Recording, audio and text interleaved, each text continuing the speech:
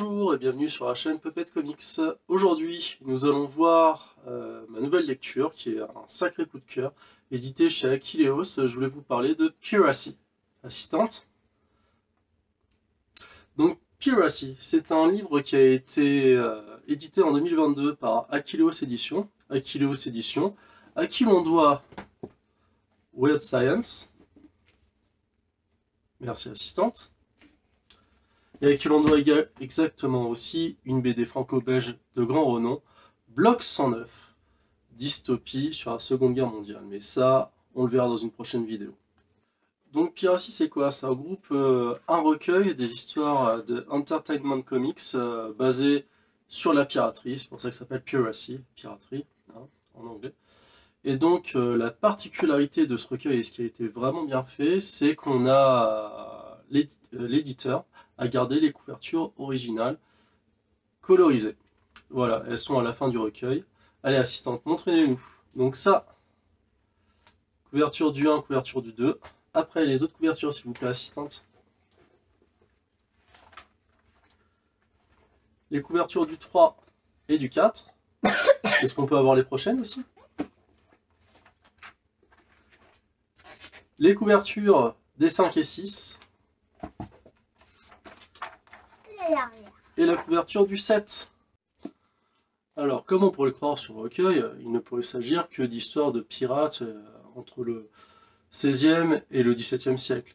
En fait, non, parce que vous avez des histoires aussi qui sont effectivement qui se passent durant l'âge d'or de la piraterie, entre le 16e jusqu'au 18e siècle, mais vous avez aussi des histoires qui sont un peu plus modernes. Une histoire qui se passe durant la Seconde Guerre mondiale qui s'appelle U-Boot, donc sous-marin en allemand, hein, ou une histoire qui s'appelle Jeu de coquilles. Donc Jeu de coquilles, c'est l'histoire d'une personne qui recherche un trésor, qui recherche un galion englouti, et il va piquer l'argent de son patron pour financer l'expédition. Voilà. L'autre histoire, U-Boot, ça parle de quoi? Donc ça parle d'un sous-marin allemand qui a coulé une embarcation américaine. Le commandant du sous-marin allemand recueille les prisonniers qui étaient à la dérive, les prisonniers américains. Mais à l'intérieur du sous-marin, il y a un représentant de la SS, et il va y avoir tout un jeu de pouvoir entre le SS et le commandant du U-Boot par rapport aux prisonniers, par rapport à ce qu'il faut en faire, et puis voilà, l'histoire est passionnante. D'ailleurs, d'un point de vue historique, certaines histoires comme le Corsaire font état des lettres de marque qui étaient données finalement à ces pirates pour officialiser sous certains pays leur service. Par exemple, nous on avait des Corsaires en e-gold, pour ne pas le citer, ou d'autres qui agissaient avec des lettres de marque de leur gouvernement respectif, soit par rapport à l'Espagne, soit par rapport à la France, soit par rapport à l'Angleterre, et qui avaient le droit de détruire les navires ennemis. Par exemple, si moi j'étais un corsaire français, je pouvais détruire des navires espagnols. Hein, parce que bon, là, c'était au XVIIe siècle, il me semble, la guerre entre l'Espagne et la France.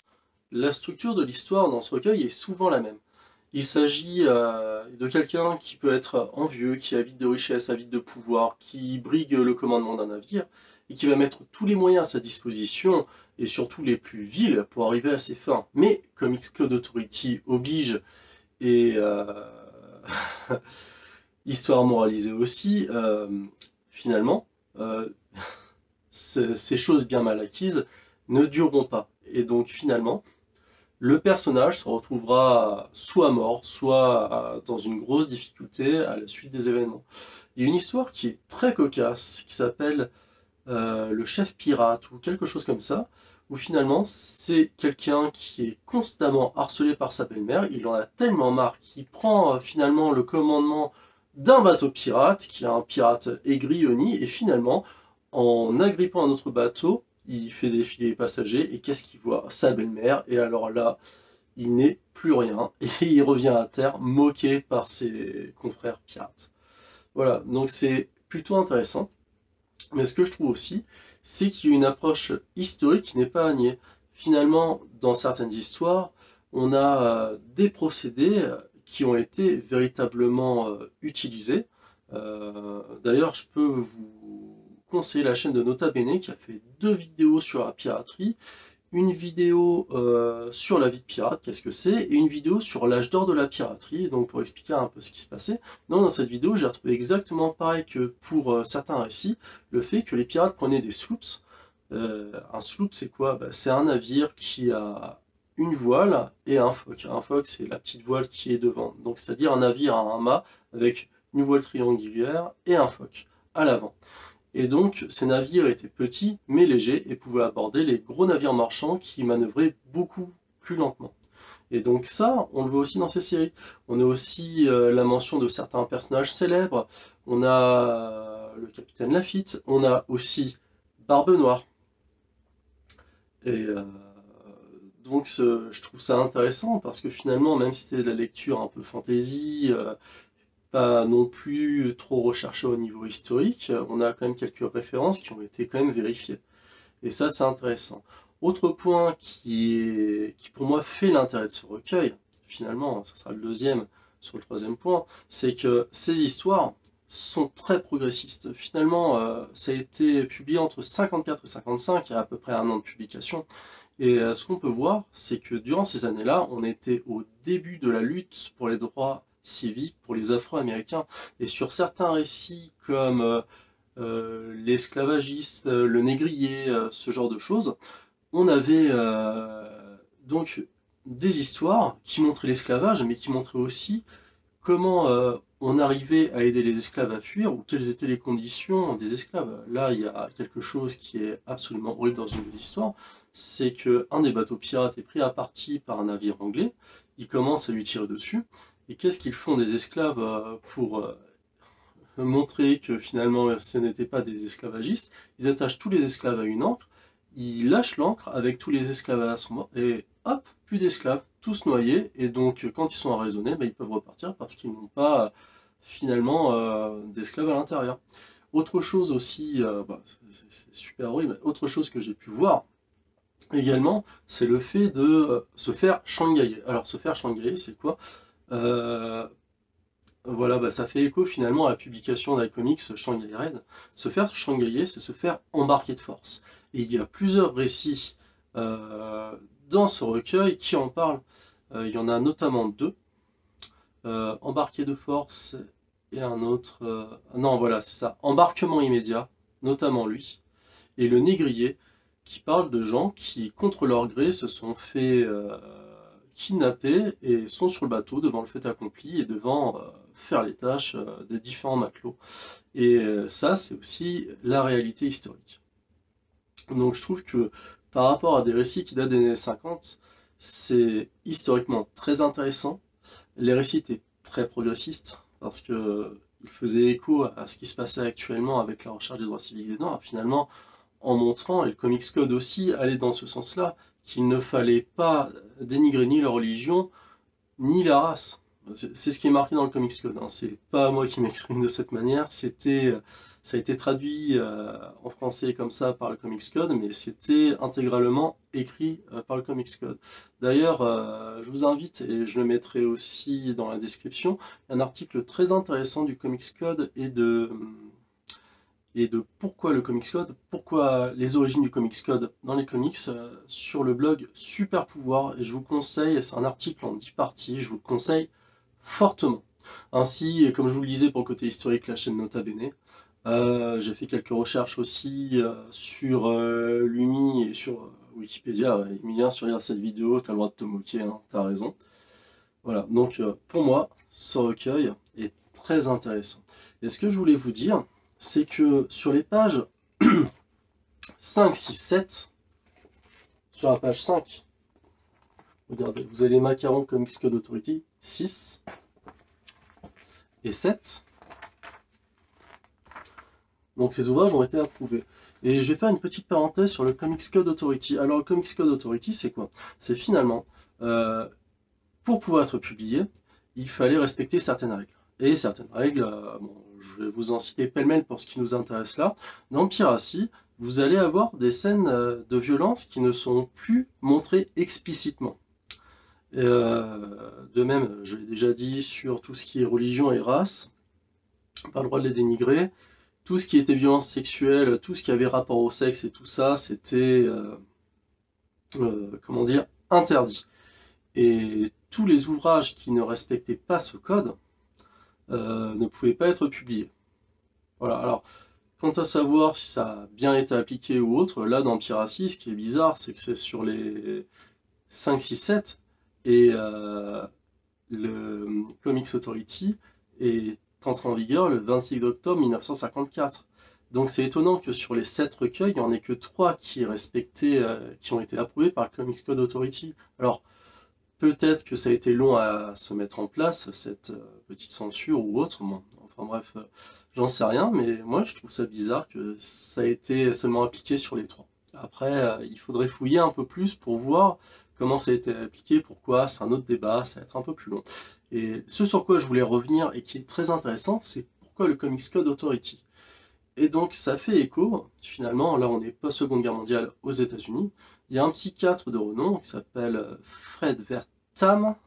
Friedrich Wertham, qui a écrit plusieurs essais, et notamment qui relie finalement la délinquance juvénile à la lecture de comics. Pourquoi? Parce qu'il disait que dans certains comics, il y avait des scènes explicites de violence, comment on faisait un crime, comment on tuait quelqu'un, c'était montré dans les comics, et il pensait que ces crimes-là, les jeunes les perpétraient parce qu'ils les avaient vus dans les comics, donc ils reproduisaient ce qu'ils avaient vu. Hein. Vous remarquerez que c'est un vieux débat, on l'a eu avec la télévision, on l'a eu avec les jeux vidéo, mais au départ, on l'avait sur les comics, ce qui n'est pas étonnant d'une société puritaine. Et donc, ce psychiatre, en 1954, il a publié un livre qui s'appelle « La séduction des enfants » ou « La séduction de l'innocence », quelque chose comme ça. Et donc, son propos était exactement celui que je viens de vous donner, le fait que les enfants, et les adolescents surtout, pouvaient être violents parce qu'ils lisaient des comics, et qu'il était nécessaire, finalement, d'apporter une éthique, d'apporter une déontologie, d'apporter, et surtout, une censure pour éviter ces actes de violence. Bon, voilà, chacun jugera de la pertinence de ces choses, sachant que ce qui lui a été reproché, c'est que c'était une approche qui était très très manichéenne, finalement parce que vous vous posez la question, mais les adolescents, 90% des adolescents lisaient des comics dans la culture, hein, et finalement, qu'est-ce qui s'est passé? Parce que lui, il avait commencé ses travaux en 1948, 6 ans après, il a publié son livre qui était un recueil de ses œuvres. Mais qu'est-ce qu'il a entraîné, lui? Il a entraîné ce contre quoi les États-Unis s'étaient battus, c'est-à-dire l'Allemagne nazie, et les autodafés. Et finalement, qu'est-ce qu'on voit au sortir de la Seconde Guerre mondiale, en 1948? Des autodafés de comics dans la société américaine. Voilà. Faut réfléchir, CQFD, tout ça, hein. Vous avez compris. Donc finalement, c'est un peu le serpent qui se mord la queue, mais c'est dans l'ère actuelle, parce que finalement, on était dans l'ère du macartisme, la chasse au communisme. Finalement, on a été dans la chasse aux comics par rapport à la violence sur les jeunes, et donc on censurait. Et finalement, ce recueil-là, Piracy, ce qui est intéressant, si vous êtes fan de comics, fan de l'histoire des comics, c'est très intéressant de voir l'évolution, parce que les récits ne sont pas trop violents.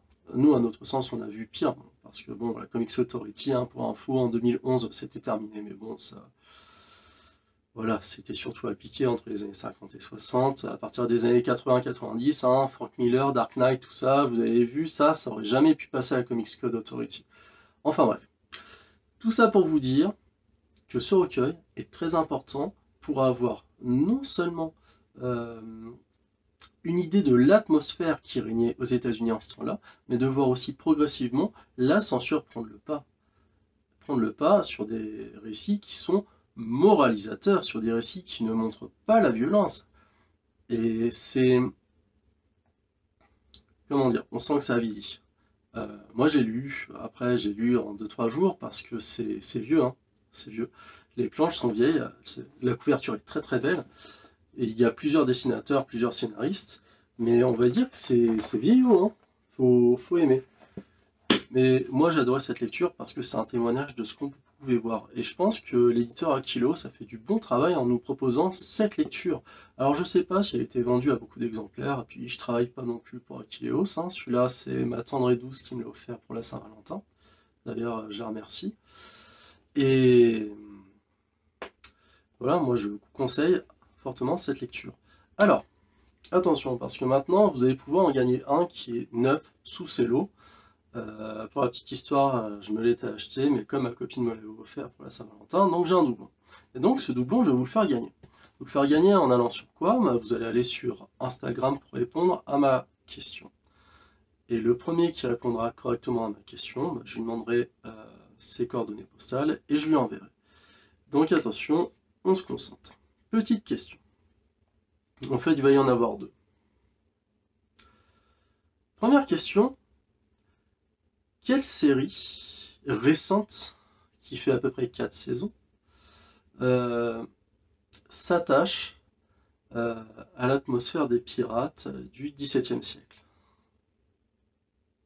Voilà, vous l'avez, ça vous le répondrez. Vous me répondrez sur mon Instagram. Deuxième question. Qu'est-ce qu'utilisait Barbe Noire dans sa barbe pour effrayer ses adversaires? Voilà, je vous en dis pas plus. Vous me répondez sur mon Instagram Puppet of Comics, il sera dans la description, ainsi que tout ce que j'ai utilisé finalement pour pouvoir faire mon analyse de Piracy et de l'atmosphère états-unienne à cette époque-là. Si vous avez aimé cette vidéo, n'hésitez pas à mettre un pouce bleu, n'hésitez pas à mettre des commentaires. Si j'ai pas fait de vidéo récemment, c'est parce que j'ai eu des problèmes de santé, et puis j'ai fini par une grosse grippe et tout ça, ce qui fait que bon, j'ai cette tête, je suis pas rasé, tout ça, bon voilà. On s'en fout. En tout cas, je vous remercie d'avoir regardé cette vidéo. J'attends vos réponses avec impatience sur mon Instagram. Je vous souhaite une bonne journée, une bonne soirée, selon l'heure à laquelle vous regarderez cette vidéo. Si vous voulez en savoir plus sur Achilleos et sur les œuvres que je vous ai montrées aussi, dites-le moi en commentaire si vous voudriez voir des vidéos dessus. Et n'oubliez pas de lire des comics qui sortent des sentiers battus. Ça sera tout pour aujourd'hui. Ciao les gars.